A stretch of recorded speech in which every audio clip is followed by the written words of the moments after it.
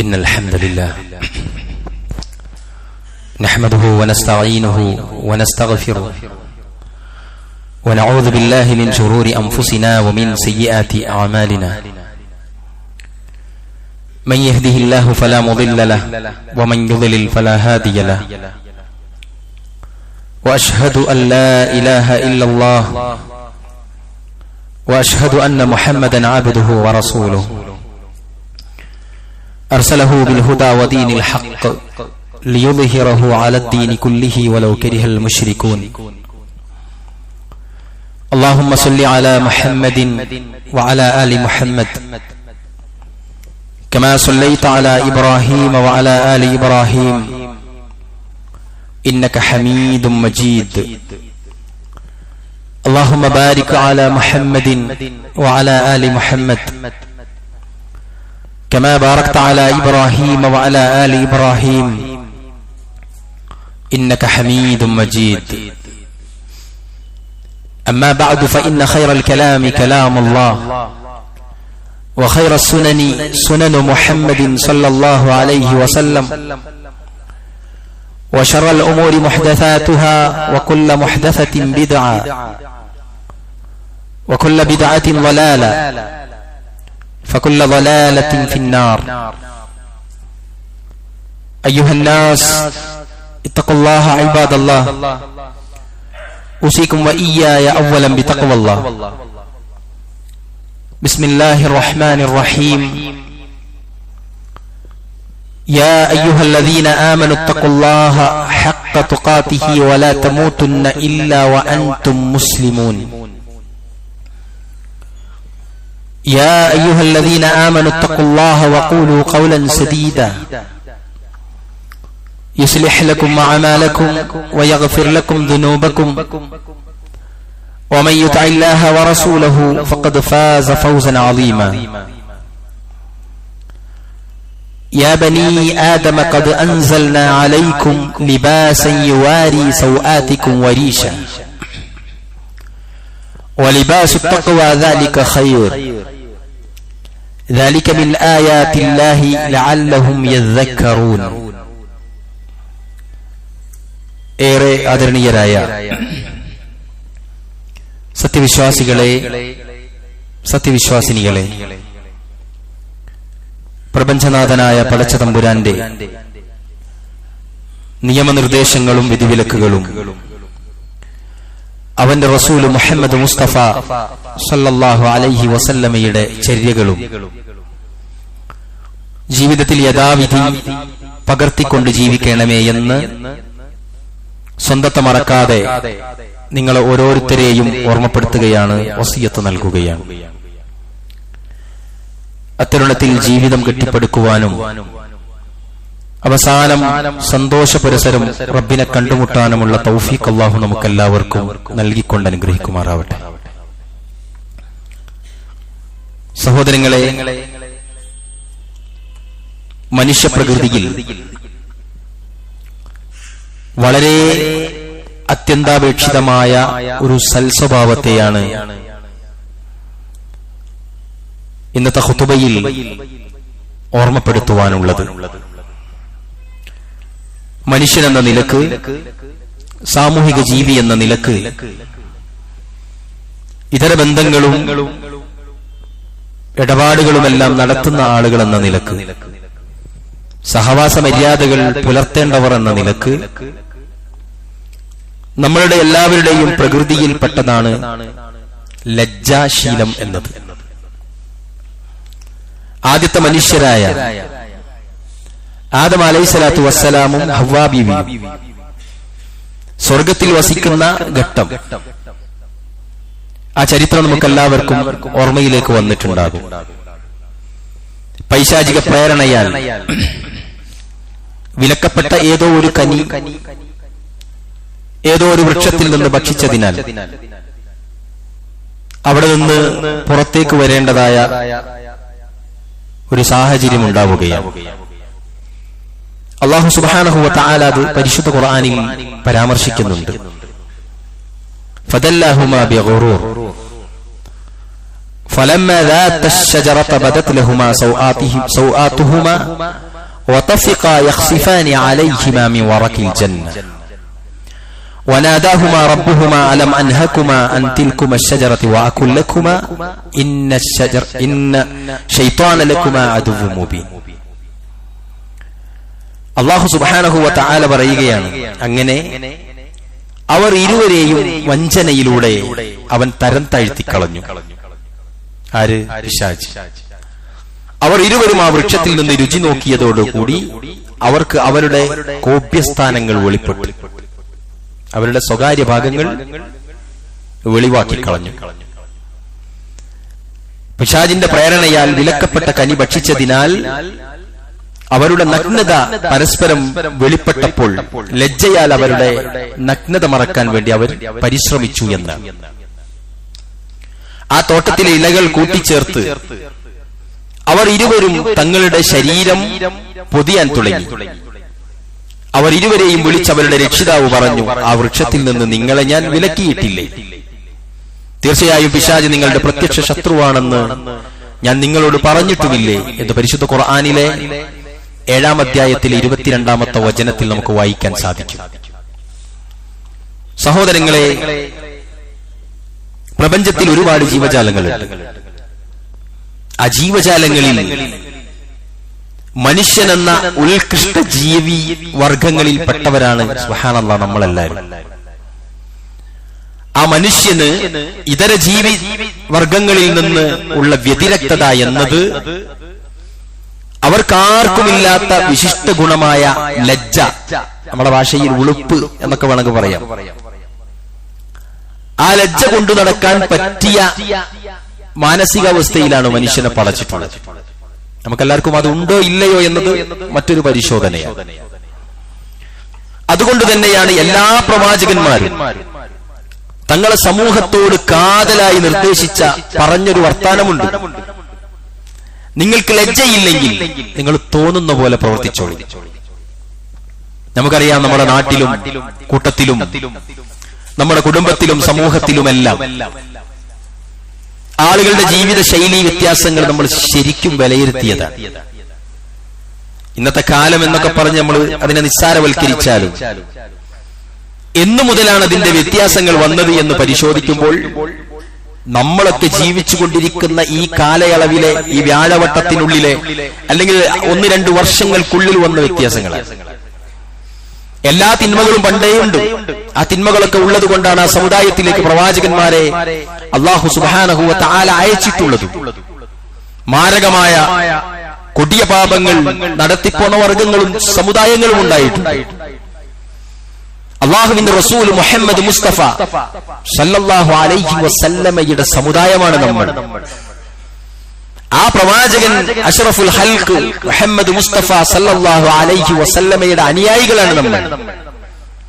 ആ നമ്മളുടെ കൂട്ടത്തിലും എല്ലാ തിന്മകളും നമ്മൾ കാണാറുണ്ട്, അതല്ലെങ്കിൽ കേൾക്കാറുമുണ്ട്. സഹോദരങ്ങളെ, ചില തിന്മകൾ നമ്മുടെ കൂടെ ഉണ്ടാകും. അത് നമ്മുടെ കൂടെ പിറപ്പായിട്ടോ വന്നു ചേർന്നതോ ആയിരിക്കും. അത് കാലാകാലവും നമ്മുടെ ജീനിൽ പെട്ടതുപോലെ നമ്മുടെ കൂടെ ഉണ്ടാവും. ഓരോ ഖുതുബകൾ കേൾക്കുമ്പോഴും ഓരോ ആയത്തുകൾ വായിക്കുമ്പോഴും വലിയ വലിയ സൽക്കർമ്മങ്ങൾ ചെയ്യാൻ ഭയങ്കര ഊർജ്ജസ്വലതയോടുകൂടി മുന്നോട്ട് വരുന്നവരാണ് നമ്മളെല്ലാം. നമസ്കാരത്തിന്റെ കാര്യത്തിലും സക്കാത്ത് സിസ്റ്റമാറ്റിക്കലാക്കാനും തങ്ങളുടെ സമ്പാദ്യങ്ങളിൽ പലിശയുടെ അംശങ്ങൾ വരാതിരിക്കാനും തങ്ങളുടെ അശ്രദ്ധ കൊണ്ടോ തങ്ങളുടെ അലസത കൊണ്ടോ തങ്ങളുടെ ഈ അതിവേഗത കൊണ്ടോ ഒരാളും മരിച്ചു പോകരുത്, ഒരു ജീവിയും ചത്തു ഒടുങ്ങരുത് എന്നൊക്കെ സൂക്ഷിക്കുന്ന, കൊലപാതകങ്ങളിൽ നിന്നെല്ലാം അങ്ങനെയുള്ളതിൽ നിന്നെല്ലാം വിട്ടുനിൽക്കുന്ന ഏതൊരു സമ്പൂർണ്ണ സത്യവിശ്വാസിയാവാൻ പരിശ്രമിക്കുന്ന ആളുകളാണ് നമ്മളെല്ലാം. അതിലൊക്കെ ഒന്നാം സ്ഥാനത്ത് വെക്കാൻ പറ്റിയ ആളുകൾ നമ്മുടെ കൂട്ടത്തിലുണ്ട് എന്നതാണ്. എന്നാൽ ചില സ്വഭാവങ്ങൾ നമ്മുടെ കൂട്ടത്തിലുണ്ട്. ചില കുടുംബ പശ്ചാത്തലമാണ് ആ സ്വഭാവം നിലനിൽക്കാനുള്ള കാരണം. ചില നാടിന്റെ വൈകൃതമായിരിക്കും ആ സ്വഭാവം അവിടെ നിലനിൽക്കാൻ കാരണം. എല്ലാരെ പറ്റിയും കുറ്റം പറയുന്ന നാട് നമുക്കറിയാൻ പറ്റും. എല്ലാവരെയും പരിഹസിക്കുന്ന നാട്, ഒരു പ്രത്യേക പ്രദേശം, ആളുകൾക്കെല്ലാം മറ്റൊരു അപരനാമം കൊടുക്കുന്ന നാട് നമുക്ക് പറയാൻ പറ്റും.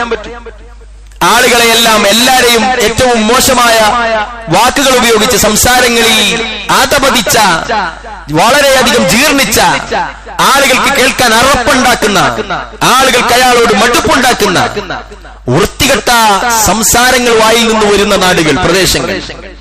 ഇനി ആ നാടിലേക്ക് മാറ്റി നിർത്തിയാൽ വ്യക്തികളിലേക്ക് വന്നാൽ ഇതൊക്കെയും നമ്മുടെ കൂട്ടത്തിലെ, ഞാനടക്കമുള്ള നമ്മുടെ എല്ലാവരിലേക്കും പരിശോധന നടത്തിക്കഴിഞ്ഞാൽ കണ്ടെത്താവുന്ന തിന്മകളിൽപ്പെട്ട ഓരോ തിന്മകളാണ്.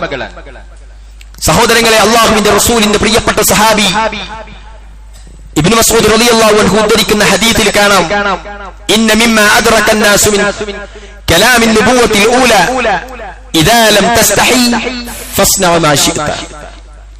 അബൂ മസ്ഊദ് റളിയല്ലാഹു അൻഹുവിൽ നിന്ന് നിവേദനം, റസൂലുള്ളാഹി സ്വല്ലല്ലാഹു അലൈഹി വസല്ലം പറഞ്ഞു, പ്രവാചകന്മാരുടെ ആദ്യകാലം അധ്യാപനങ്ങളിൽ ഒന്നിതാണ്, നിങ്ങൾക്ക് ലജ്ജയില്ലെങ്കിൽ നിങ്ങൾക്ക് തോന്നും പോലെ പ്രവർത്തിച്ചുകൊള്ളുക. ലജ്ജ എന്ന മാനുഷിക ഗുണം, ഉളുപ്പ് എന്ന മാനസികമായ ഒരു വ്യത്യാസം, സ്വഭാവം, സൽഗുണം, അതേതൊരു മനുഷ്യന് ഉണ്ടോ അല്ലാഹുവിന്റെ റസൂൽ സല്ലല്ലാഹു അലൈഹി വസല്ലമ പഠിപ്പിച്ചൊരു സൽസ്വഭാവമാണ്. ലജ്ജ എന്നത് ജനനത്തിൽ നമുക്ക് കിട്ടുന്നതാണ്.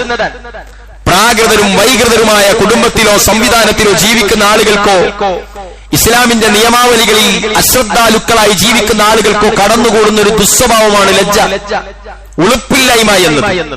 നാണം മറക്കാൻ വേണ്ടി വസ്ത്രം ധരിച്ച് ജീവിക്കുന്ന ആളുകളാണ് നമ്മളെല്ലാവരും.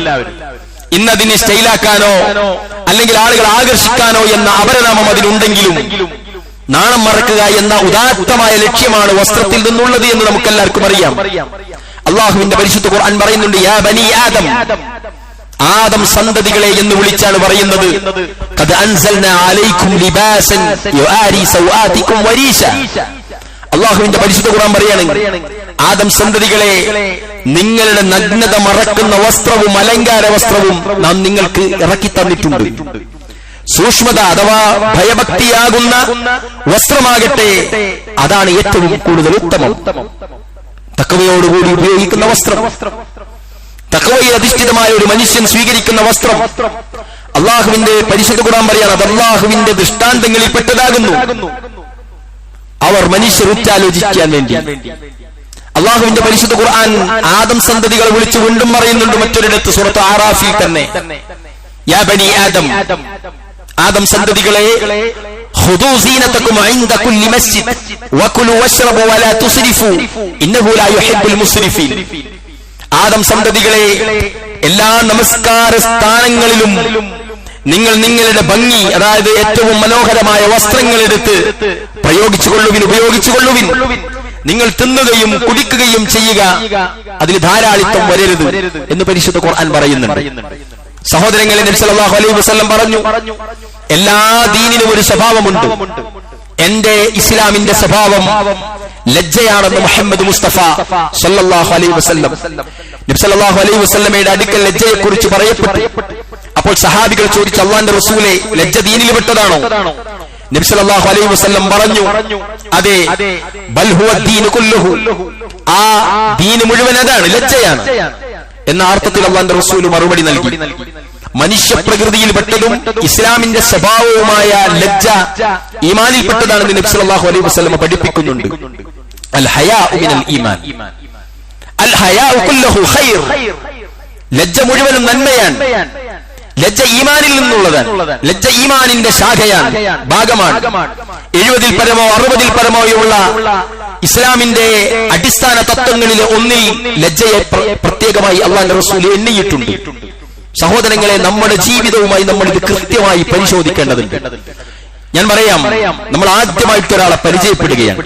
നമ്മുടെ ഒരു പുതിയാപ്പിള എന്ന് നമ്മൾ പറഞ്ഞു തുടങ്ങുന്ന ഒരു മനുഷ്യൻ, അങ്ങനെ പരിചയപ്പെട്ട ഒരാൾ, ആ പുതിയാപ്പിള ഇന്നും പുതിയാപ്പിളയായിട്ട് നമ്മുടെ മനസ്സിലുണ്ടെങ്കിൽ, അയാൾ ആദ്യ ദിവസം ആദരിച്ച ആദരവ് ഇന്നും ഉണ്ടെങ്കിൽ, ഇനിയൊരു ഉസ്താദിനെയോ അധ്യാപകനെയോ അതല്ലെങ്കിൽ ഒരു നല്ല കൂട്ടുകാരനെയോ നല്ല പാർട്ണറെയോ നല്ല അയൽവാസിയെയോ നല്ല സുഹൃത്തിനെയോ ആദ്യമായി പരിചയപ്പെടുന്ന അന്ന് നമ്മൾ കാണിച്ച ഏറ്റവും ഉദാത്തമായ ഉത്കൃഷ്ടമായ ഒരു സ്വഭാവമുണ്ടല്ലോ, സംസാരങ്ങളിലും മര്യാദകളിലും ഇടപാടുകളിലും ആദിത്യ മര്യാദകളിലുമെല്ലാം തന്നെ.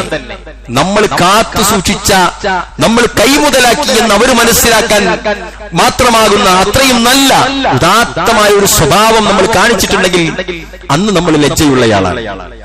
ഇന്നത്തെ നമ്മുടെ അവസ്ഥ എന്താ എന്ന് നമ്മൾ പരിശോധിക്കുക. ഇവരോടൊക്കെ എല്ലാം നഷ്ടപ്പെട്ട് എന്തും സംസാരിക്കുന്ന, ഏത് മോശമായതിലേക്കും നമ്മൾ ചെല്ലുന്ന, ഏതൊരു നിലക്കും അയാൾ അവഹേളിക്കുന്ന, അയാളെ ആക്ഷേപിക്കുന്ന, അയാളെ മുഖത്ത് നോക്കി തുന്യാസങ്ങൾ പറയുന്ന തരത്തിലേക്ക് ഉളുപ്പില്ലാത്ത സമുദായമായി മുസ്ലിം സമുദായം മാറിയിട്ടുണ്ട്. നമ്മളെല്ലാവരും മാറിയിട്ടുണ്ടോ എന്ന് നമ്മൾ പരിശോധിക്കേണ്ടതുണ്ട്. അബൂ ഹുറൈറ റളിയല്ലാഹു അൻഹുവിൽ നിന്ന് നിവേദനം, നബി സല്ലല്ലാഹു അലൈഹി വസല്ലം പറഞ്ഞു, സത്യവിശ്വാസത്തിന് 60-ൽ പരം ശാഖകളുണ്ട്, 70-ൽ പരം ശാഖകളുണ്ട്. രണ്ട് ഹദീസുകൾ കാണാം. അതിൽ ലജ്ജ സത്യവിശ്വാസത്തിന്റെ ഒരു ശാഖയാണ് എന്ന് ഇമാം ബുഖാരി ഉദ്ധരിക്കുന്ന ഹദീസിൽ നമുക്ക് കാണാൻ സാധിക്കും. പ്രിയപ്പെട്ടവരെ, നമ്മൾ സൂക്ഷിക്കുക എല്ലാവരും. വസ്ത്രധാരണം, നമ്മുടെ സംസാരങ്ങൾ, നമ്മുടെ ഇടപാടുകൾ, ഒരു മോശമായ സംഗതി നടക്കുന്നിടത്ത് നോക്കി നിൽക്കുക എന്നതുപോലും ഒരു ഉൾപ്പില്ലായ്മയിൽ നിന്ന് വരുന്നത്. രണ്ടാളുകൾ തമ്മിൽ തെറി അഭിഷേകം നടത്തുന്ന ഒരു സ്ഥലത്ത് നിന്ന് അതും കേട്ടിരിക്കുക എന്നത് ഒരു ലജ്ജയില്ലായ്മയാണ്. അതേപോലെ തന്നെ ദീനീ കാര്യങ്ങൾ നിങ്ങൾക്കറിയാമല്ലോ, ഹറാമുകൾക്കൊരു പ്രത്യേകതയുണ്ട്. പലതവണ ഈ മിമ്പറിൽ നിന്ന് പറഞ്ഞതാണ്. ഹറാമുകൾക്കൊരു പ്രത്യേകതയുണ്ട്. ഒന്ന്, ചെയ്യുന്ന ആൾക്കറിയാം അത് തെറ്റാണ്, പറ്റാത്തതാണെന്നും ആളുകൾ അറിയരുതെന്നും. രണ്ടാമത്തേതെന്താ? അയാളെ ബേജാറ് മറ്റൊരാൾ അറിയരുതേ എന്ന എല്ലാ കാലത്തുമുള്ളൊരു തേട്ടം അയാൾക്കുണ്ടാകും. അതാണ് ഹറാം. ആ ഹറാമുകളുടെ കോലം എന്താ ഇന്ന്? പണ്ട് പ്രേമവും പ്രണയവും അതിനെ അനുബന്ധമായി വരുന്ന വൈപചാരികമായ പ്രക്രിയകളും അതുപോലെ സ്പർശനവും അവിടുന്ന് അങ്ങോട്ട് വളരെ മോശമായ എല്ലാം, ഇന്നത്തെ അതിന്റെ എല്ലാം അതൊക്കെ ഒരു സ്വകാര്യതയുടെ ഉള്ളറകളിലെ തിന്മയായിട്ടുണ്ടായിരുന്നുവെങ്കിൽ ഇന്ന് നമ്മുടെ നാടിന്റെ അവസ്ഥ എന്താണ്? വസ്ത്രമര്യാദകളിൽ മുസ്ലിം സമുദായം തല മറക്കാത്തതിന്റെ പേരിലും അതല്ലെങ്കിൽ തന്റെ നിമ്നോന്നതികൾ വെളിപ്പെടുന്നതിന്റെ അതായത് മറഞ്ഞിട്ടുണ്ട്. പക്ഷെ സ്ത്രീകളുടെ ശാരീരികമായ നിമ്നോന്നതി പുറത്തു വരുന്നതിനെതിരെ ഒരു കാലത്ത് പ്രബോധനം നടത്തി ആളുകൾക്ക് ഏറ്റവും ഉദാത്തമായ, ഏറ്റവും ഉത്കൃഷ്ടമായ ഒരു വേഷം സമ്മാനിച്ച ഈ ആദർശം ഇന്ന് എന്തിനെപ്പറ്റി പറയേണ്ടി വരുന്നു എന്ന് ആലോചിച്ച് നോക്കും നിങ്ങൾ. അവരുടെ എന്താ പറയാ, കക്ഷവും മാറും, അവരുടെ പിൻഭാഗങ്ങളും ആണാവട്ടെ പെണ്ണാവട്ടെ എല്ലാം ആരും കണ്ടാലും പ്രശ്നമില്ല എന്ന നിലയ്ക്ക് ഏറ്റവും വൃത്തികെട്ട മനുഷ്യരായി ആലോചിച്ച് നോക്ക് നിങ്ങൾ. ആളുകൾ മാറുകയാണ്. അല്ലാഹുവിന്റെ റസൂൽ സല്ലല്ലാഹു അലൈഹി വസല്ലമയുടെ സംഘത്തിൽ നിന്ന് ഒരൽപ്പം നീങ്ങി നിന്നുകൊണ്ട് എല്ലാവരും കാണുന്നുണ്ട് അയാൾ വിസർജിക്കുന്ന സമയത്താണ് അല്ലാഹുവിന്റെ റസൂൽ തിരിച്ചു വന്ന് മിമ്പറിൽ കയറി പ്രവാചകൻ പറഞ്ഞു, മലമൂത്ര വിസർജന സമയത്ത് നിങ്ങൾ മറ സ്വീകരിക്കണം. ഓൺ ദ സ്പോട്ടിൽ അല്ലാഹുവിന്റെ റസൂലിന്റെ ഉപദേശം ഞാൻ മുമ്പ് പറഞ്ഞിട്ടുണ്ട്. മഹദി ആയിഷ ബീവി റളിയല്ലാഹു അൻഹയെ ഒരു യാത്രക്കിടയിൽ തന്റെ പ്രാഥമിക ആവശ്യം അല്ലാഹുവിന്റെ റസൂലിന് സൂചനയായി നൽകിയപ്പോ പ്രവാചകൻ ആയിഷ ബീവി റളിയല്ലാഹു അൻഹയെ കൊണ്ട് വിദൂരതയിലേക്ക് പോകുന്നുണ്ട്. തന്റെ ചുമലിലുള്ള ഷോളെടുത്ത് മറപിടിച്ച് അല്ലാഹുവിന്റെ റസൂൽ സുബ്ഹാനല്ലാഹ് സല്ലല്ലാഹു അലൈഹി വസല്ലമ ഒരു ബാത്റൂം കെട്ടിക്കൊടുക്കുകയാണ്, ഒരു മറ കെട്ടിക്കൊടുക്കുകയാണ് സ്വന്തം പ്രിയ പത്നിക്ക്. പ്രിയപ്പെട്ടവരെ, നമ്മളെല്ലാവരും ആലോചിക്കണം. പണ്ട് ആണുങ്ങളും പെണ്ണുങ്ങളും എന്നത് രണ്ടായിരുന്നെങ്കിൽ ഇന്ന് ആണുങ്ങളും പെണ്ണുങ്ങളും ഒക്കെ നമ്മളെല്ലാരും പോകുന്ന വിവാഹത്തിന്റെതും മറ്റേത് പരിപാടികളിലും ഒന്നും ആർക്കും പ്രശ്നമില്ലാത്തിടത്തേക്ക് പോയിട്ടുണ്ട്.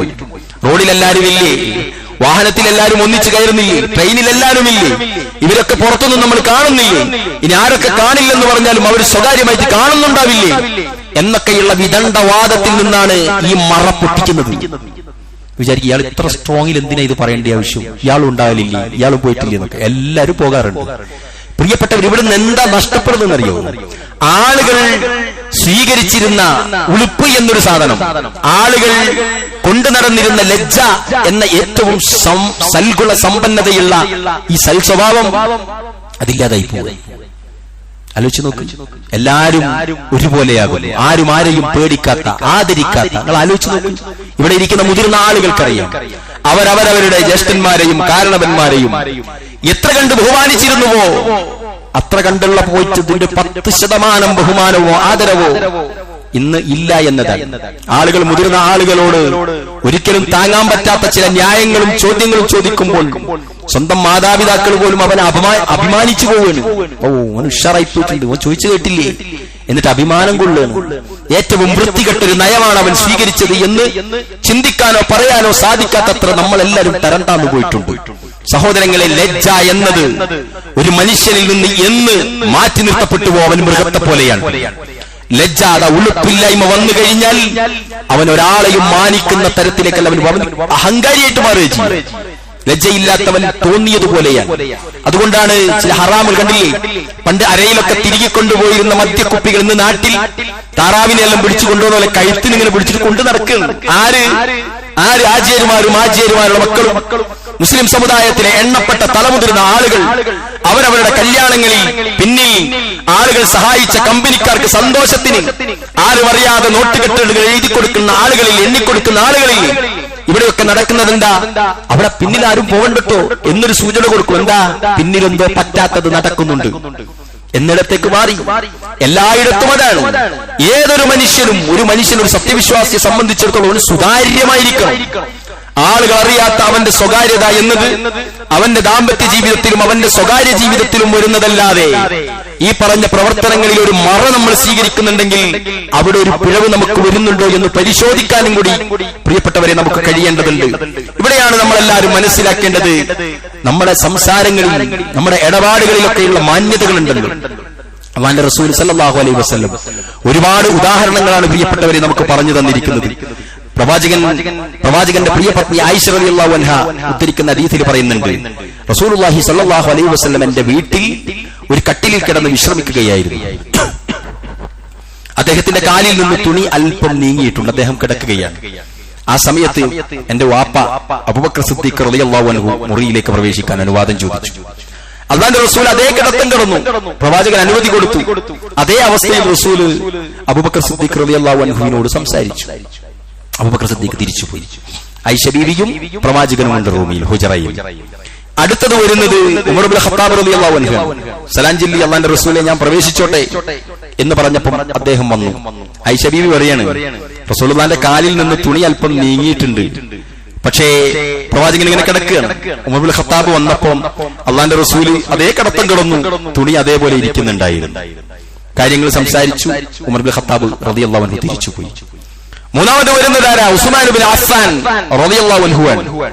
അസ്സലാമു അലൈക്കും എന്ന് ചൊല്ലി അല്ലാഹുവിന്റെ റസൂൽ സല്ലല്ലാഹു അലൈഹി വസല്ലമയോട് പ്രവേശാനുവാദം ചോദിച്ചപ്പോ പ്രവാചകൻ സല്ലല്ലാഹു അലൈഹി വസല്ലം ഒരു സെക്കൻഡ് സമയമെടുത്തു. പ്രവാചകൻ എഴുന്നേറ്റിരുന്നു, തന്റെ തുണി കറക്റ്റ് കാലിലേക്ക് നീക്കി. എന്നിട്ട് ഉസ്മാൻ ഇബ്നു അഫ്ഫാനോട് വരാൻ പറഞ്ഞു. സംസാരം കഴിഞ്ഞ് ഉസ്മാൻ ഇബ്നു അഫ്ഫാൻ തിരിച്ചു പോകവേ ആയിഷ റളിയല്ലാഹു അൻഹ ചോദിച്ചു, അല്ലയോ പ്രവാചകരെ, അബൂബക്കർ സിദ്ദീഖ് റളിയല്ലാഹു അൻഹു വന്നപ്പോഴും ഉമർ ഇബ്നു ഖത്താബ് റളിയല്ലാഹു അൻഹു വന്നപ്പോഴും ഇല്ലാത്ത ആ തുണി നീക്കലും ആ മാറി കയറിയിരിക്കലും ഒരുങ്ങിയിരിക്കലും ഉസ്മാൻ ഇബ്നു അഫ്ഫാൻ വന്നപ്പോൾ കണ്ടല്ലോ, എന്താണ് എന്ന് ചോദിച്ചപ്പോ അല്ലാഹുവിന്റെ റസൂല് സല്ലല്ലാഹു അലൈഹി വസല്ലം പറയാണ്, ആയിഷ, ഉസ്മാൻ റളിയല്ലാഹു അൻഹു വന്നപ്പോൾ ഞാൻ എഴുന്നേറ്റിരുന്നു, എന്റെ വസ്ത്രം നേരെയാക്കി.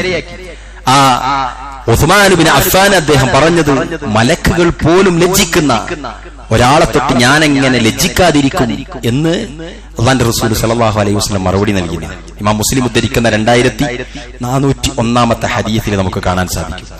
ഞാൻ അതേ കിടപ്പിൽ കിടന്നുവെങ്കിൽ ഉസ്മാൻ ഇബ്നു അഫ്ഫാൻ റളിയല്ലാഹു അൻഹു മുറിയിൽ പ്രവേശിക്കില്ലായിരുന്നു എന്ന് അല്ലാഹുവിന്റെ റസൂൽ സല്ലല്ലാഹു അലൈഹി വസല്ലം പറഞ്ഞു.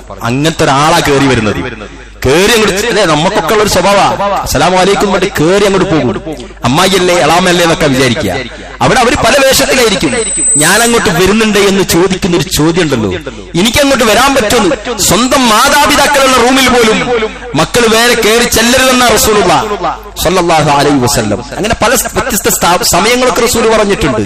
ചില സമയങ്ങളിൽ നിങ്ങൾ കയറരുത്, നിങ്ങൾ സലാം ചൊല്ലിയിട്ട് മറുപടി കിട്ടുന്നില്ലെങ്കിൽ നിങ്ങൾ തിരിഞ്ഞു പോകണം. നിങ്ങൾ ഭക്ഷണം കഴിക്കാൻ ചെന്നാൽ ഭക്ഷണം കഴിച്ചാൽ പിന്നെ അവിടെ ഇരിക്കരുത്, തിരിഞ്ഞു പോകണം. പ്രവാചകൻ സല്ലല്ലാഹു അലൈഹി വസല്ലമയുടെ വാക്കുകളാണ്. അള്ളാഹുവിന്റെ പരിശുദ്ധ ഖുർആനിൽ ആയത്തിറങ്ങിയിട്ടുണ്ട് അങ്ങനെ ഒരു സന്ദർഭത്തിൽ. ഞാൻ അവിടേക്ക് വരുന്നുണ്ട്. സഹോദരങ്ങളെ, ആരായി ഉസ്മാൻ ഇബ്നു അഫ്ഫാൻ?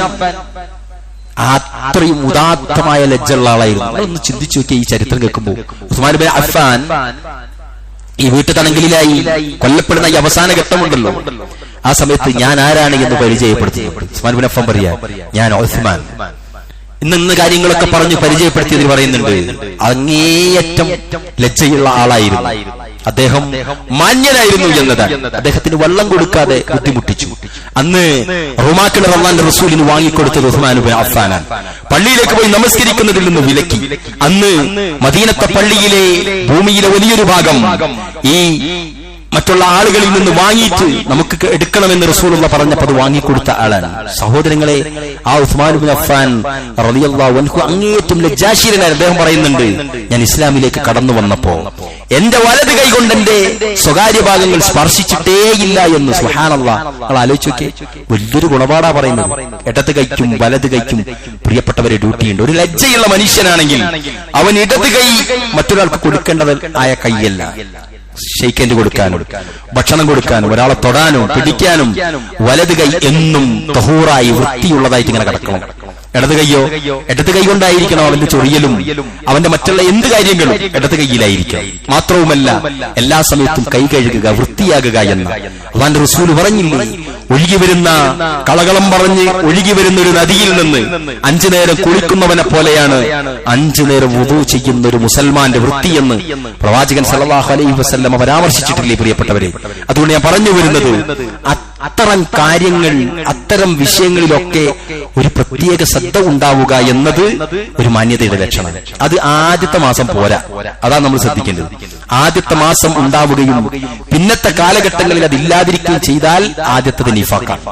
ഒറിജിനൽ ആണെങ്കിൽ മരിക്കുവളയാക്കാൻ സൽസ്വഭാവം ഉണ്ടാവും. മനസ്സിലല്ലേ?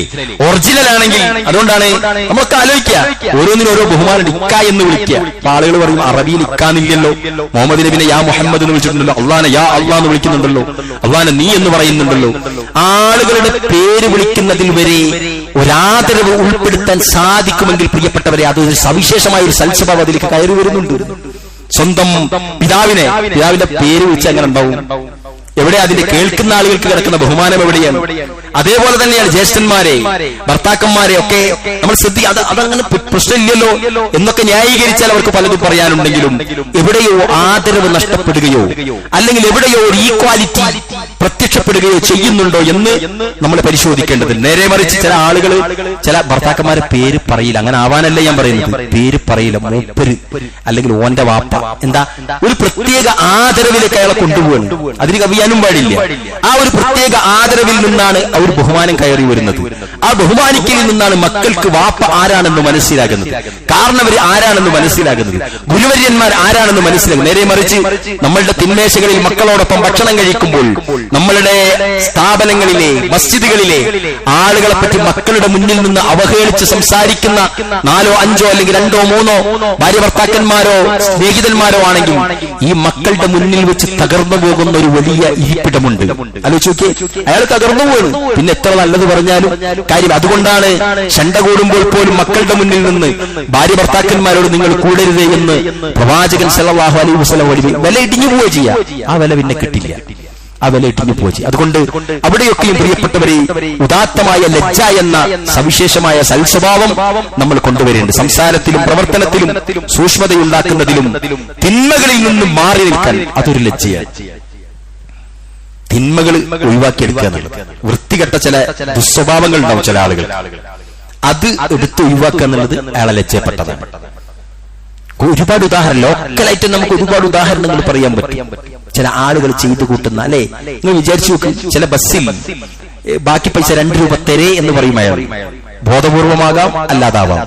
അയാൾ തരണ്ട എന്ന് തീരുമാനിച്ച അയാൾ തരുന്നില്ലെങ്കിൽ ഒരു ലജ്ജയുള്ള ഒരു മനുഷ്യൻ സാധാരണ എന്താ ചെയ്യുക? അത് ചോദിക്കാൻ നിൽക്കൂല. അത് ചോദിക്കൽ അയാൾക്ക് അവകാശപ്പെട്ടതാണ്.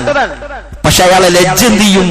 അത്രയും ആളുകൾ ബസ്സിലിരിക്കുമ്പോൾ അത് ചോദിക്കൽ ശരിയല്ല എന്നിടത്തേക്ക് അയാളെ കൊണ്ടുപോകുമ്പോൾ ഈ ലജ്ജയുടെ ചെറിയൊരംശം അയാളുടെ ഹൃദയത്തിലുണ്ട് എന്നാണ് അർത്ഥം. നേരെ മറിച്ച് സ്ഥിരമായിട്ട് 2 രൂപ തരയെന്നും പറഞ്ഞിട്ട് അതൊരു വലിയ ബാങ്ക് ബാലൻസ് ആക്കുന്ന ഒരു കണ്ടക്ടറോട് ചോദിക്കുന്ന വേണം. ഞാൻ പറഞ്ഞത് ഇത് ഞാനൊരു ചെറിയ വൃത്തിയുള്ള ഉദാഹരണം പറഞ്ഞത്. ഇതുപോലെ പലതും ഉണ്ട്.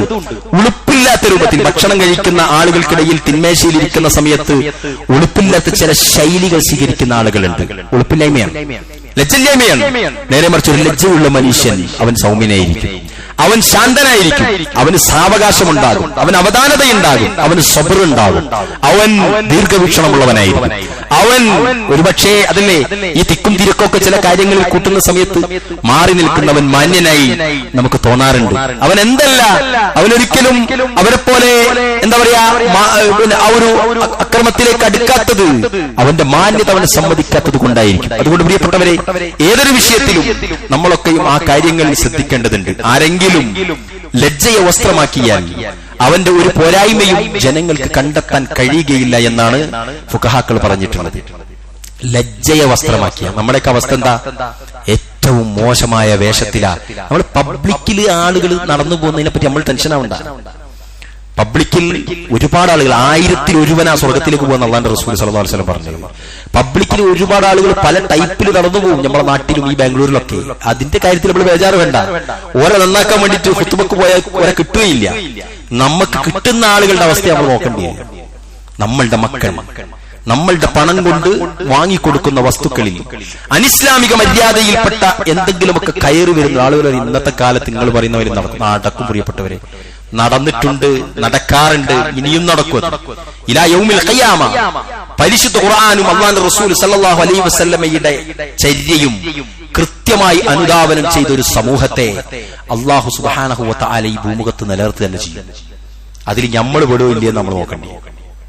ആളുകൾ നമ്മൾ കുറച്ച് ഫാഷനൊക്കെ ആയിട്ട് പോയാലും ഫാഷൻ അല്ലാത്തൊരു വിഭാഗം ഉണ്ടാകും. സഹോദരങ്ങളെ, ഞാൻ പറഞ്ഞു വരുന്നത് ഇവിടെയൊക്കെയും നമുക്ക് എല്ലാം ദുനിയാവിലെ ആർഭാടങ്ങളും അലങ്കാരങ്ങളും ഒക്കെ മുഅ്മിനിന് അനുവദിച്ചിട്ടുള്ളതാണ്, നമുക്ക് വേണ്ടിയിട്ട് പടച്ചതാണ്, ഒരു സംശയവും വേണ്ട. പക്ഷെ എന്തു പറ്റില്ല, പാടില്ല എന്ന് പറഞ്ഞ സാധനം അതിലേക്ക് ഇടകലർന്നങ്ങട്ട് വരും. ആ സമയത്ത് അത് മാറ്റി നിർത്താൻ കഴിയണം. സ്വഭാവങ്ങളിലൊക്കെ തന്നെ നമ്മളെല്ലാവരും. ഇനി ലജ്ജയുടെ കാര്യത്തിൽ നമുക്ക് വേണ്ട ഒന്നാണ് അള്ളാഹുവിനോടുള്ള ലജ്ജ. അള്ളാഹുവിനോടുള്ള ലജ്ജ എന്ന് പറഞ്ഞാൽ അള്ളാഹു മാത്രം അറിയുന്ന ചില സ്വകാര്യ കാര്യങ്ങൾ നിങ്ങൾ ശ്രദ്ധിക്കുക. മറ്റുള്ളതൊക്കെ നാട്ടുകാർക്ക് വേണ്ടിയിട്ടായിരിക്കും നമ്മളെ മാന്യനാകുന്നതൊക്കെ, നമ്മുടെ വേഷവും നമ്മുടെ എല്ലാ സംവിധാനവും അതിനു വേണ്ടിയിട്ടായിരിക്കും. പക്ഷെ അള്ളാഹ് മാത്രം അറിയുന്നിടത്ത് നമ്മളൊരു മാന്യനാണോ എന്ന് നമ്മൾ പരിശോധിക്കേണ്ടതുണ്ട്. ഇത് പ്രിയപ്പെട്ടവരെ, നമ്മുടെ ലജ്ജയുടെ കാര്യത്തിൽ റസൂലുള്ളാഹി സ്വല്ലല്ലാഹു അലൈഹി വസല്ലം പറഞ്ഞു, ലജ്ജ തോന്നുന്ന കാര്യത്തിൽ മനുഷ്യർക്ക് സൃഷ്ടികളെക്കാൾ ബാധ്യത സൃഷ്ടാവിനോടാണ് എന്ന് റസൂലുള്ളാഹി സ്വല്ലല്ലാഹു അലൈഹി വസല്ലം പഠിപ്പിക്കുന്നുണ്ട്. അതുകൊണ്ട് ഇനി മറ്റൊരു ഹദീസിൽ സഈദ് റളിയല്ലാഹു അൻഹുവിൽ നിന്ന് നിവേദനം, ഒരാൾ നബി സല്ലല്ലാഹു അലൈഹി വസല്ലമയുടെ അടുക്കൽ വന്നിട്ട് പറഞ്ഞു, എനിക്ക് ഉപദേശം നൽകിയാലും. നബി സല്ലല്ലാഹു അലൈഹി വസല്ലം പറഞ്ഞു, നിന്റെ ജനതയിൽപ്പെട്ട സ്വാലിഹായ മനുഷ്യനിൽ നിന്ന് നീ ലജ്ജ വെച്ച് പുലർത്തുന്നത് പോലെ അള്ളാഹുവോടും നീ ലജ്ജ വെച്ച് പുലർത്തേണ്ടതുണ്ട്. അതുകൊണ്ടല്ലേ പ്രിയപ്പെട്ട ബാത്റൂമിൽ പോലും എന്താണ് ഗുഹ്യഭാഗം, വിസർജ്യ സമയത്തല്ലാത്ത കുളിക്കുന്നൊക്കെ സമയത്ത് ഗുഹ്യഭാഗം മറക്കലാണ് നല്ലത് എന്ന് ഫുഖഹാക്കൾ പറഞ്ഞത്. അതാണ്, മറക്കണം എന്നാണ്. ആരും അറിയില്ലല്ലോ എന്ന് വിചാരിച്ചിട്ട്, ആരും കാണില്ലല്ലോ. അതുപോലെ വീടിന്റെ 2 വാതിൽ അടഞ്ഞു കഴിഞ്ഞാൽ ആരും അറിയില്ല എന്ന് വിചാരിച്ചിട്ട് ഒന്നുകൂടാതെ നടക്കുന്ന അതില്ല സത്യത്തിൽ. പക്ഷെ ഉണ്ടെങ്കിലോ നമ്മുടെ ലജ്ജ അതിനനുവദിക്കില്ല. ആ ലജ്ജ ആരോടുള്ളതാണ്? ആരും മനുഷ്യൻ അള്ളാന്റെ പിന്നെ എന്താ പറയാ മഖ്ലൂക്കുകളായ ആരും കാണുന്നില്ല. പക്ഷെ എന്റെ റബ്ബ് കാണുമെന്നുള്ള വിചാരം വൃത്തിയാക്കുന്ന കാര്യത്തിൽ. അതുകൊണ്ടല്ലേ നമ്മുടെ ഈ എന്താ പറയാ ഫിത്രത്തിന്റെ കാര്യത്തിൽ ഇബ്രാഹിം അലൈഹി സ്വലാത്തു വസ്സലാം പഠിപ്പിച്ച ഓരോ കാര്യങ്ങളുണ്ടല്ലോ, ക്ലീനാക്കാൻ പറഞ്ഞ കാര്യത്തിൽ. ആരും അറിയാത്തിടത്ത് നമ്മൾ വൃത്തിയാക്കുന്നത് ആർക്ക് വേണ്ടിയിട്ടാ പ്രിയപ്പെട്ടവരെ? ആലോചിച്ചു, അള്ളാഹ്ക്ക് വേണ്ടി. ആ ലജ്ജയാണ് ഒന്നാമതായി നമുക്ക് എല്ലാവർക്കും വേണ്ടത്. രണ്ടാമതായി അള്ളാഹുവിന്റെ റസൂൽ സല്ലല്ലാഹു അലൈഹി വസല്ലമ പഠിപ്പിച്ചിരിക്കുന്നത് അതിമഹനീയമായ, എല്ലാവരും ശ്രദ്ധിക്കേണ്ട ഒരു വിഷയമാണ്. ഓരോരുത്തർക്കും അവരവരോടൊരു ലജ്ജയുണ്ട്, അതേപോലെ തന്നെ സമുദായത്തിനോടൊരു ലജ്ജയുണ്ട്. അതുകൊണ്ടാണ് നമ്മൾ എന്ത് ചെയ്യുന്നത്, സമൂഹത്തിലേക്ക് ഇറങ്ങുമ്പോൾ ഏറ്റവും ഭംഗിയുള്ള വൃത്തിയുള്ള സ്വഭാവവും വൃത്തിയും വേഷവും ഒക്കെ നമ്മൾ ഉപയോഗിക്കുന്നത് അതിന്റെ പേരിലാണ്. ആയിഷ റളിയല്ലാഹു അൻഹ, അദ്ദേഹത്തിന്റെ ഒരു ലജ്ജയുടെ ഒരു വലിപ്പം പറയുന്ന ഒരു ചരിത്രമുണ്ട്. ആയിഷ റളിയല്ലാഹു അൻഹ പറയുന്നത്, അദ്ദേഹത്തിന്റെ ആ ആയിഷ ബീവി റളിയല്ലാഹു അൻഹയുടെ വീട്ടിലാണ് അല്ലാഹുവിന്റെ റസൂൽ സല്ലല്ലാഹു അലൈഹി വസല്ലമയുടെ ഖബറുള്ളത്. എല്ലാവരും ഒന്ന് നീങ്ങിയിരുന്നോടുത്ത്, അവരിങ്ങോട്ട് കയറിക്കോട്ടെ, നീങ്ങിയിരുന്നോളൂ, കയറിയിരുന്നോളൂ. ആയിഷ റളിയല്ലാഹു അൻഹയുടെ വീട്ടിലാണ് പിന്നെ പ്രവാചകന്റെ ഖബർ കെട്ടിയിട്ടുള്ളത്. ഇതിന്റെ ഒരു ഒഴുക്ക് നഷ്ടപ്പെടുന്നത് അവർ നേരം വൈകി വരുന്നത് കൊണ്ടും നിങ്ങൾ അടുത്തടുത്ത് ഇരിക്കാത്തത് കൊണ്ടാണ്. അവിടെ അബൂബക്കർ റളിയല്ലാഹു അൻഹുവിനും അവിടെ തന്നെയാണ് എന്ത് ചെയ്തിട്ടുള്ളത്, മറമാടിയിട്ടുള്ളത്. ശരിക്കും ചരിത്രങ്ങളിൽ വായിച്ചതായിട്ട് ഓർക്കുന്നുണ്ട്. അള്ളാന്റെ റസൂൽ എന്ന് പറഞ്ഞാൽ സ്വന്തം ഭർത്താവ്, പിന്നെ പിതാവാണ്. ഇനി എന്നെ ആയിരിക്കണം കേട്ടോ ഇവിടെ മറവയുണ്ടെന്ന് ആയിഷ ബീവി പറഞ്ഞിട്ടുണ്ട്. അപ്പൊ ഉമർ ഖത്താബ് പറഞ്ഞു, അതിന്റെ മുമ്പ് ഞാൻ മരണപ്പെട്ടിട്ടുണ്ടെങ്കിൽ ആ സ്ഥലം എനിക്കായിരിക്കണം. അല്ലാഹു അലം. ഞാൻ പറഞ്ഞത് ഈ രണ്ട് ഖബറിന്റെ അടുക്കലേക്ക് ആയിഷ റളിയല്ലാഹു അൻഹ വരാറുണ്ട്. എന്നാൽ ആയിഷ ബീവി റളിയല്ലാഹു അൻഹ പറയുകയാണ്, ആ രണ്ട് ഖബറിന്റെ അടുക്കലേക്കും ഞാൻ എന്ത് ചെയ്യുന്നുണ്ട്, കടന്നു ചെല്ലാറുണ്ടായിരുന്നു. പക്ഷെ പിന്നീട് ഉമർ ഇബ്നുൽ ഖത്താബ് റളിയല്ലാഹു അൻഹുവിന്റെ ഖബറും കൂടി അവിടെ വന്ന സമയത്ത് വളരെ, അതായത് പുറത്തേക്ക് പോകുന്ന സമയത്ത് ഞാൻ പോകുന്ന രൂപത്തിലുള്ള വേഷങ്ങൾ ധരിച്ചിട്ടായിരുന്നു ആ ഖബറിന്റെ അടുക്കലേക്ക് വരെ പോകാൻ എനിക്ക് തോന്നാറുള്ളത് എന്ന് ആയിഷ റളിയല്ലാഹു അൻഹ പറയുന്നുണ്ട്. ഇത് മരിച്ചവര് കാണുന്നുള്ളതിന് തെളിവൊന്നാക്കണ്ട, നമ്മളുടെ ലജ്ജയാണ് അത് അവിടേക്ക് എത്തിക്കുന്നത്, നമ്മളുടെ ഉളുപ്പുണ്ടാകുക എന്നുള്ളത്. ആളുകളെ, പ്രിയപ്പെട്ടവരെ, ആദരിക്കുന്ന സമയത്ത് നമുക്ക് കിട്ടുന്ന ഒരു ആദരവും, ചെറുപ്പത്തിൽ കാണുന്നവരോടൊക്കെ സലാം ചെല്ലുന്ന ഒരു സ്വഭാവക്കാരൻ പറയാൻ കഴിയും നമുക്കൊക്കെ. ആ സ്വഭാവക്കാരനെ ഏത് വയസ്സായ മനുഷ്യനും അങ്ങാടിയിൽ നിന്ന് കാണുമ്പോൾ ആ ചെറിയ 5 വയസ്സുള്ള കുട്ടിയോട് ഇങ്ങോട്ട് സലാം പറയും. എന്താ, ആ കുട്ടി ഒരു സലാം പറയുന്ന കുട്ടിയാണെങ്കിൽ എവിടെ നമ്മൾ ആദരവ് കൊടുക്കുന്നുവോ നമ്മൾ ആദരിക്കപ്പെടുക തന്നെ ചെയ്യും. എവിടെ നമ്മൾ ഏതൊരു മനുഷ്യനെ അനാദരിക്കുന്നുവോ നമ്മൾ അനാദരിക്കാനുള്ള ഒരു സമൂഹത്തെ അല്ലാഹു പടച്ചിട്ടേ വിട്ടുള്ളൂ നമ്മൾ. അതുകൊണ്ട് അതൊക്കെയും ലജ്ജയുടെ ഭാഗമാണ് എന്ന് പ്രിയപ്പെട്ടവരെ നമ്മളെല്ലാവരും മനസ്സിലാക്കേണ്ടത്. ഇനി ലജ്ജ പാടില്ലാത്ത സന്ദർഭങ്ങൾ പഠിപ്പിക്കുന്നുണ്ട് പ്രവാചകൻ.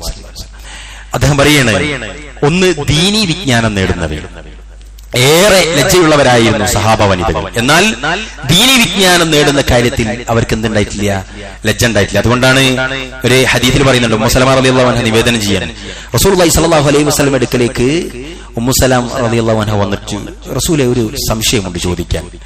യഥാർത്ഥത്തിൽ അള്ളാഹുവിന്റെ റസൂൽ, അള്ളാഹുവിന്റെ സത്യത്തിന്റെ കാര്യത്തിൽ താങ്കൾ ലജ്ജിക്കാത്തവനല്ലേ എന്ന ആദ്യത്തെ ചോദ്യം. ലജ്ജിക്കൂലല്ലോ ദീനിന്റെ കാര്യം ചോദിക്കുന്നതിൽ. പ്രവാചകൻ പറഞ്ഞു, ഇല്ല.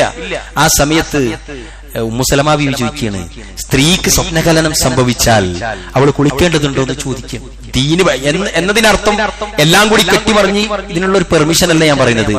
മതം പഠിക്കുന്ന കാര്യത്തിൽ ചില ആളുകൾക്ക് എന്തുണ്ട്, ഈ പറഞ്ഞ പ്രശ്നങ്ങളൊക്കെ പള്ളിയിൽ വന്ന് നിസ്കരിക്കുന്ന കാര്യത്തിൽ.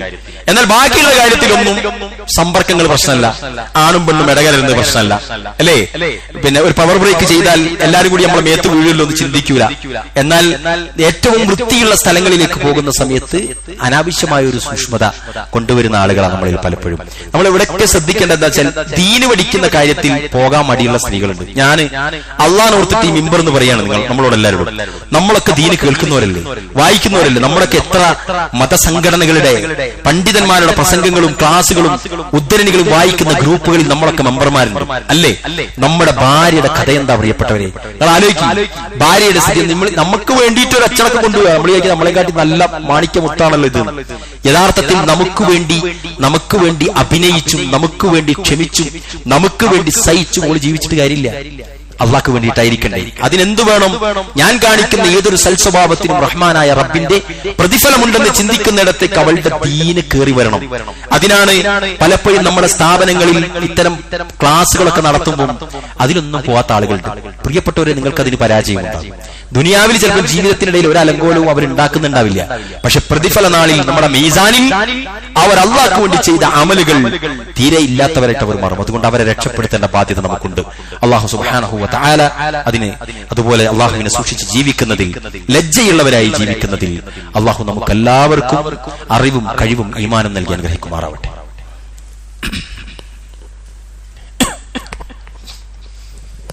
അൽഹംദുലില്ലാഹ് الذي علم بالقلم علم الانسان ما لم يعلم ايها الناس اتقوا الله عباد الله اوصيكم واياي ثانيا بتقوى الله.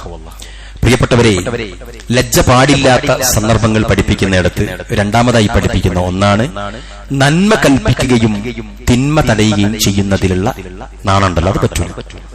പല ആളുകൾക്ക്, നമുക്ക് എല്ലാവർക്കും, ഈ സഫയിലിരിക്കുന്ന മുഴുവൻ ആളുകൾക്കുള്ള അസുഖമായിട്ട് എനിക്ക് തോന്നുന്നത്. കാരണം എന്താ, നമ്മുടെ കൂട്ടത്തിലോ കുടുംബത്തിലോ നമ്മുടെ മക്കളിലോ ബാപ്പയിലോ ഉമ്മയിലോ പെങ്ങളിലോ ഒരു ദീനിലില്ലാത്തൊരു സാധനം കണ്ടാൽ നമ്മൾ എന്താ ചിന്തിക്കറിയാം? നമ്മൾ വെറുതെ പറഞ്ഞിട്ടോക്ക് വിഷമമുണ്ടാകും.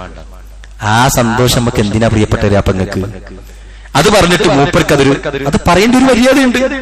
ആ പറയുന്ന മര്യാദയിൽ നന്മ കൽപ്പിക്കാൻ നമ്മൾ തയ്യാറാവണം. അമ്മോശനായാലും ശരി, പുതിയാപ്പിളായാലും ശരി, പറ്റാത്തൊരു സംഗതി മൂപ്പരടുത്തുണ്ടെങ്കിൽ, പിയാപ്പിളെ അത് നിങ്ങൾ ചെയ്യരുത് കേട്ടോ, സ്വകാര്യമായിട്ട് പറഞ്ഞോളി, അല്ലെങ്കിൽ മെസ്സേജ് അയച്ചിട്ട് ഒരു ചിരിക്കുന്ന ഐക്കണിട്ടോളി. എങ്ങനെയായാലും നന്മ കൽപ്പിക്കുന്നിടത്തും തിന്മ വിരോധിക്കുന്നിടത്തും എല്ലാവരും മാറി നിൽക്കണം. ഒരാള് റോഡിൽ പെടഞ്ഞ് വീണാൽ പോലും അങ്ങോട്ട് പോകണ്ടെന്ന് ചിന്തിക്കുന്നവരാ നമ്മൾ. ആരെങ്കിലും കൈകാട്ടിയാൽ അതൊന്നും നല്ലതിനല്ല എന്ന് പറഞ്ഞാൽ അയാൾ ഒഴിവാക്കുക. ഇങ്ങനെയൊക്കെ സൂക്ഷിക്കുന്ന സമയത്ത് അതുകൊണ്ടാണ് ബിദ്അത്തുകളിൽ നിന്ന് മാറി നിൽക്കുന്ന ആളുകൾ സുന്നത്തുകൾ നഷ്ടപ്പെടുന്ന ഒരാളെന്ന് കൂടി പരിശോധിക്കണം. അവർ സുന്നത്ത് എടുക്കാണ്ട് എണീറ്റ് പോകുന്ന ഒരവസ്ഥയിലേക്ക് വരരുത്. അതുപോലെയാണ് ഇത്തരം കാര്യങ്ങൾ നന്മ കൽപ്പിക്കുന്നിടത്തും തിന്മ വിരോധിക്കുന്നത്. പക്ഷെ ശൈലിയിൽ എന്തുണ്ട്? ഏറ്റവും നല്ല നസീഹത്തോടെ നല്ല സംസാരത്തോടു കൂടിയിട്ട് അവരെ ഉപദേശിക്കാൻ നമുക്ക് സാധിക്കണം. മറ്റൊന്ന് മനസ്സിലാക്കിയ സത്യം പറയുന്നത്.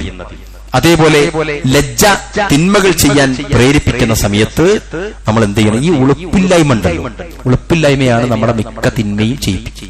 ചില ആളുകൾ ചില തിന്മയിൽ ഊട്ടപ്പെട്ടവരാണെങ്കിൽ അവര് വീണ്ടും ഒരു പ്രയാസമില്ലാതെ ആ തിന്മ ചെയ്യുന്നവരായിട്ട് നമുക്ക് ജീവിക്കുന്നതായിട്ട് കാണാൻ പറ്റും. ചില ആളുകൾ, ചില കാരണവന്മാർ, ചില വയസ്സായ ആൾക്കാരൊക്കെ നമ്മുടെയൊക്കെ മുന്നിന്ന് പുകവലിക്കും. ഉസ്താദ് കണ്ടാലും പ്രശ്നമില്ല, പുതിയാപ്പിള കണ്ടാലും പ്രശ്നം. ഉളുപ്പ് പോയതാ.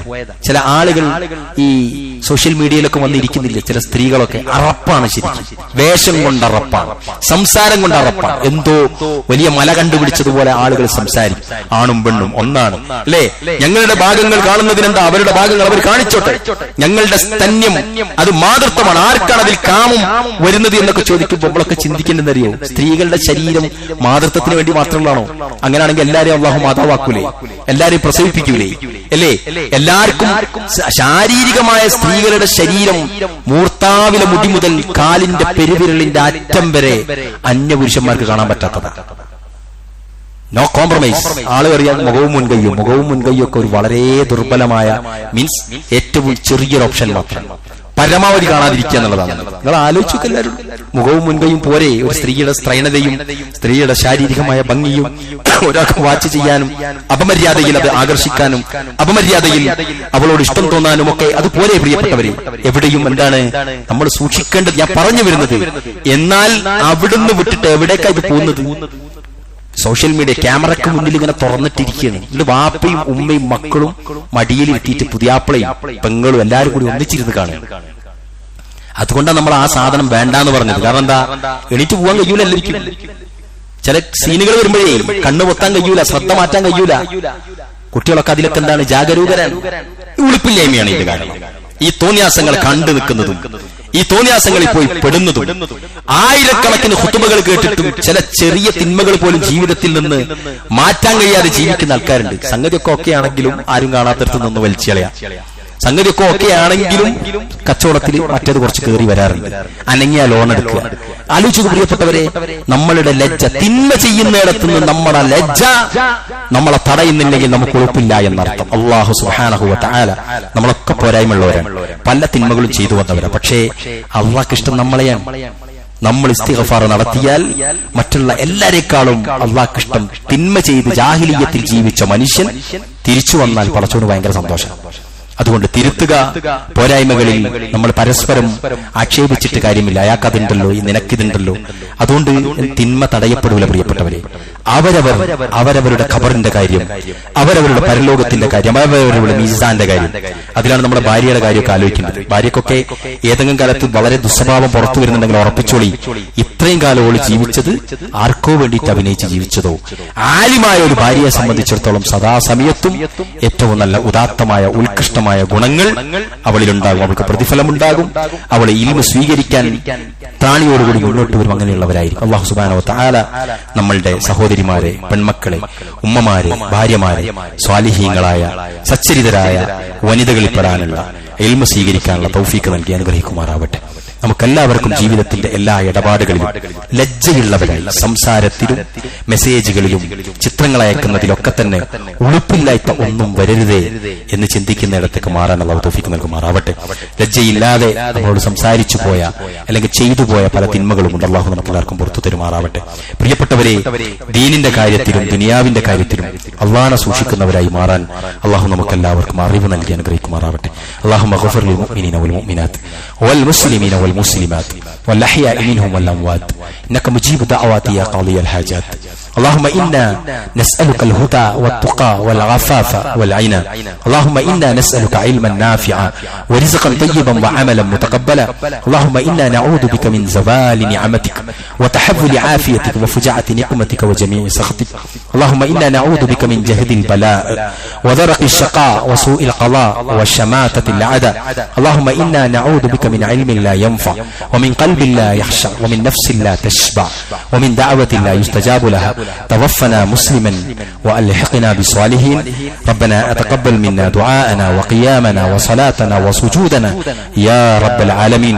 اللهم صل على محمد وعلى آل محمد.